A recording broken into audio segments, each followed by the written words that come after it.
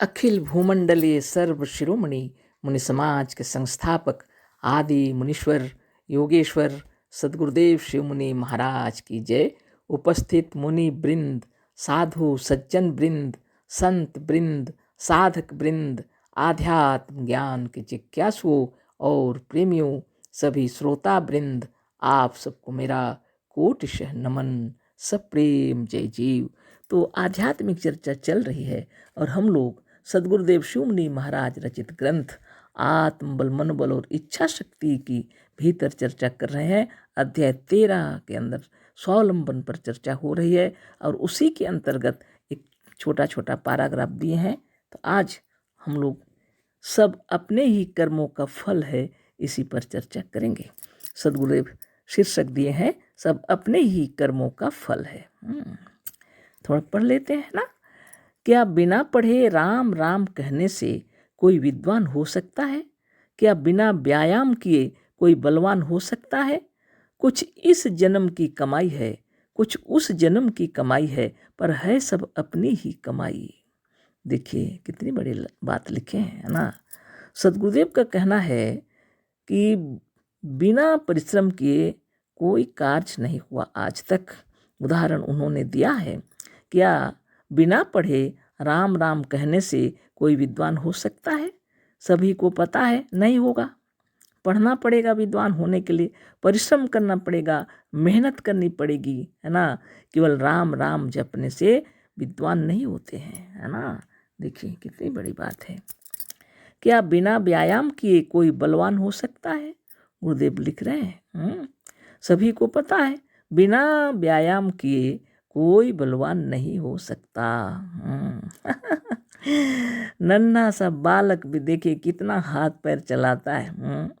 जन्म लेने के बाद ही उसके माने कार्यकलाप शुरू हो जाते हैं, है ना।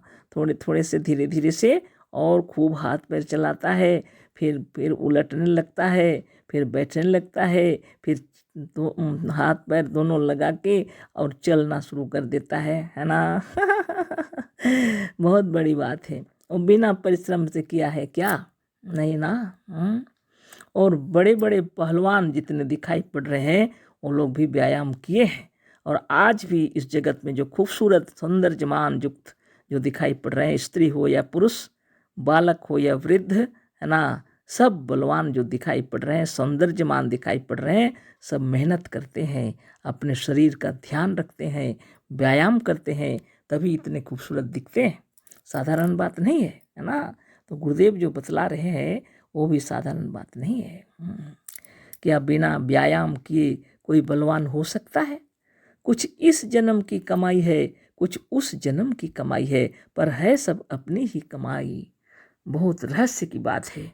कुछ इस जन्म की कमाई है, कुछ उस जन्म की कमाई है, पर है सब अपनी ही कमाई। इस जन्म में हम लोग जो इतना योगाभ्यास कर रहे हैं, साधन ध्यान और तपस्या कर रहे हैं, यह व्यर्थ नहीं जाता है ना। अगले जन्म में भी यह अंतस्थल में विराजमान रहेगा, है ना। और हम लोग शीघ्र ही उस ज्ञान को समझ जाएंगे और बाहर के जो कोई भी प्रवचन देंगे वो ज्ञान को समझ जाएंगे। हम लोग की रुचि भी ऐसी ही होगी, योगाभ्यास करने का, ध्यान करने का, अपने अंतरात्मा में अज्ञात शक्ति से रुचि बनी रहती है ना। ये बहुत बड़ी शक्ति है, सदगुरुदेव बतला रहे हैं। अभी भी जो कर्म हम लोग कर रहे हैं वो अगले जन्म में भी हो सकता है, इस जन्म में भी हो सकता है। और अभी जो फल प्राप्त हो रहा है कुछ इस जन्म की कमाई है और कुछ उस जन्म की कमाई है। बताइए ब्रह्मांड में क्या क्या नहीं हो रहा। तरह तरह के रोगी और मरीज भी हैं, लेकिन इस योग साधन को की शिक्षा दीक्षा लेने के लिए कोई मुनि समाज में ही आए हैं, ऐसी बात नहीं है। यह उस जन्म की कमाई है जो आज हम लोग यहाँ पर दीक्षा ले लिए हैं मुनि समाज का। क्योंकि थोड़ी थोड़ी बातों को लोग बहुत तूल दे करके और उस पर आगे बढ़ जाते हैं, लेकिन समझ नहीं पाते। पर हम लोग समझ गए सदगुरुदेव जो बतला रहे हैं। वास्तव में अपने ऊपर भरोसा करना चाहिए। ये जीव ही ब्रह्म है, ये विचार हृदय में उत्पन्न हुआ अवश्य ही पूर्व जन्म की कमाई है ना। बच्चे जो पढ़ते लिखते हैं उसमें भी बहुत सारे बच्चे ऐसे हैं जो एक ही बार में समझ जाते हैं और कुछ बच्चे ऐसे हैं जो सालों भर लग जाते हैं। तो कोई आज की पढ़ाई आज शुरू कर रहे हैं, कोई पूर्व जन्म में पढ़ाई किए थे। सदगुरुदेव ऐसा भी उदाहरण दिए हैं और वह सबके देखने के लायक है, सब समझ सकते हैं, है ना। बात ऐसी है। बहुत से कार्यकलाप ऐसे हैं, कुछ संगीत गाते हैं, बचपन से ही इतना खूबसूरत संगीत गाते हैं, कोई बचपन से ही प्रवचन दे रहे हैं, तरह तरह की बातें हैं, वो अवश्य ही पूर्व जन्म की कमाई है ना। तो सदगुरुदेव जो लिखे हैं साधारण बात नहीं है।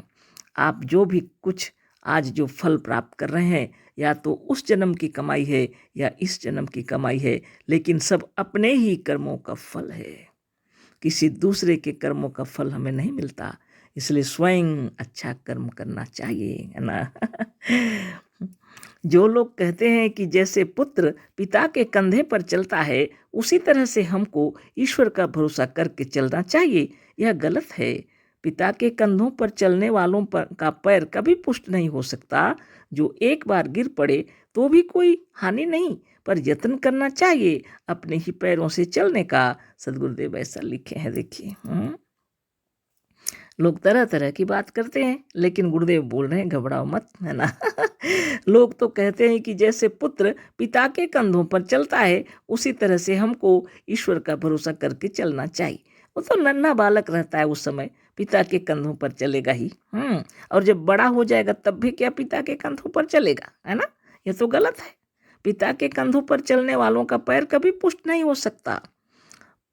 पैर अगर स्वस्थ है फिर भी पिता के कंधों पर ही चलेंगे क्या। कोई बच्चा ऐसा नहीं चलता, सब नीचे उतर के चलना चाहते हैं, दौड़ना चाहते हैं ना। तो सदगुरुदेव जो बात बोल रहे हैं सही बोल रहे हैं। दो एक बार गिर पड़े तो कोई हानि नहीं, पर जतन करना चाहिए अपने ही पैरों से चलने का। तो बच्चे तो वैसे ही अपने से चलते हैं, है ना। हाँ, अगर परेशानी हो, पैर में अगर तकलीफ हो, किसी किसी का तकलीफ रहता है जन्म से, वो बात कुछ और है। वो तो क्या करें बेचारे, वो तो कंधों पर चलना पड़ता है। लेकिन वो लोग भी इतना स्वावलंबी होते हैं कि जिसके हाथ पैर हैं वो भी देख के घबरा जाते हैं। अपने कर्मों का फल जो कुछ भी है, उस जन्म की हो या इस जन्म की हो, लेकिन हम भोगते हैं अपने ही कर्मों का फल। आगे सदगुरुदेव क्या लिख रहे हैं, देखिए। लोग कहते हैं कि हमारे पैर भी पिता की तरह बलवान हो जाएं तो अपने पैरों से चले, पर जब तक तुम अपने पैरों से नहीं चलोगे तब तक तुम्हारे पैर 100 वर्षों में भी बलवान नहीं होंगे। जितना बल है उतने ही से थोड़ा थोड़ा अपने पैर से चलने का अभ्यास करो, है ना। स्वावलंबी बनने का यत्न करो। जितना ही स्वावलंबी बनने का यत्न करोगे उतना ही बलवान होते जाओगे। जिस अंग से काम नहीं लिया जाता वह सूख जाता है। पेंशन खाने वाले लोग बहुत जल्द मर जाते हैं। जो पानी बहता नहीं वह सड़ जाता है। जो तलवार केवल टंगी रहती है उसे मोर्चा खा जाता है। जो नदी जितनी ही तेज बहती है उसका पानी उतना ही अच्छा होता है। रखे हुए कंबल में कीड़े लग जाते हैं, रखी हुई किताबों में दीमक चाट जाते हैं। आप अपने ऊपर भरोसा न करने वाले कायर होते हैं। तो आगे फिर लिख रहे हैं, देखिए। लोग कहते हैं कि अपना भरोसा करेंगे और ईश्वर का भरोसा छोड़ देंगे तो वह परम पिता हमसे रुष्ट हो जाएगा। यह भी लोग अज्ञान से कहते हैं। क्या लड़का जब अपने पैरों से चलने लगता है तो बाप उससे रुष्ट होते हैं? कभी नहीं। लड़के को अपने पैरों से चलते हुए देखकर पिता अत्यंत प्रसन्न होते हैं। अपनी विद्या बुद्धि से काम लेने वाले और अपनी कमाई खाने वाले स्वावलंबी लड़कों से ही पिता प्रसन्न होते हैं। पिता के भरोसे रहने वाले, पिता की कमाई खाने वाले कायर, आलसी, डरपोक और मूर्ख बालकों से कोई पिता खुश नहीं हो सकता। इतना सुंदर उदाहरण दिए हैं ना। तो पिता सदगुरुदेव शिवमुनि महाराज कह रहे हैं कि पिता के भरोसे अगर चलते रहोगे तो 100 वर्षों में भी बलवान नहीं होगा पाँव। हाँ, थोड़ा थोड़ा जितना चल सकते हैं उतना ही चलो। अब पिता की तरह अभी ही बन जाएंगे क्या? जो भी कार्यक्रम अगर वो कर रहे हैं, बहुत बड़ा बिजनेसमैन है, इतने धन दौलत कमाए हैं, तो आप एक ही छलांग में पहुंच जाएंगे क्या? बहुत कार्य करने पड़ेंगे उनकी तरह बनने के लिए, है ना। थोड़ा थोड़ा चलना पड़ेगा, है ना। उनके जैसा पैर बलवान होने के लिए भी अभ्यास करते करते होगा, है ना। तो गुरुदेव कह रहे हैं जो पेंशन खाने लगते हैं वो जल्द मर जाते हैं, क्योंकि वो कार्य नहीं करते। पानी बहता है जब तो सड़ता नहीं है, और पानी जब रुका हुआ रहता है तो सड़ जाता है ना। जो नदी जितनी तेज धार से बहती है वो पानी भी शुद्ध रहता है। लिखे हैं, तलवार केवल टंगी रहती है तो मूर्छा खा जाता है, कंबल अगर रखे रहते हैं तो कीड़े पड़ जाते हैं, किताबें अगर रखी रहती हैं तो दीमक चाट जाते हैं, है ना। तो हमेशा कार्य करते रहना चाहिए, हमारी बुद्धि भी जंग ना लग जाए बुद्धि में, है ना। लोग कहते हैं कि अपना भरोसा करेंगे और ईश्वर का भरोसा छोड़ देंगे तो परम पिता हमसे रुष्ट हो जाएगा। सदगुरु को कैसे रुष्ट होगा। गुरुदेव उदाहरण देते हैं, या क्या लड़का जब अपने पैरों से चलने लगता है तो बाप उससे रुष्ट होते हैं? कभी नहीं, है ना। कैसे रुष्ट होंगे। लड़के को अपने पैरों से चलते हुए देखकर पिता अत्यंत प्रसन्न होते हैं, ये सबको मालूम है ना। अपनी विद्या बुद्धि से काम लेने वाले और अपनी कमाई खाने वाले स्वावलंबी लड़कों से ही पिता प्रसन्न होते हैं, है ना। पिता के भरोसे रहने वाले, पिता की ही कमाई खाने वाले कायर, आलसी, डरपोक और मूर्ख बालकों से कोई पिता खुश नहीं हो सकता, है ना। सही बात है ना। तो कल फिर इस पर चर्चा होगी। अशेष धन्यवाद, कोटिशः नमन, सप्रेम जय जीव। सद्गुरुदेव शिव मुनि महाराज की जय।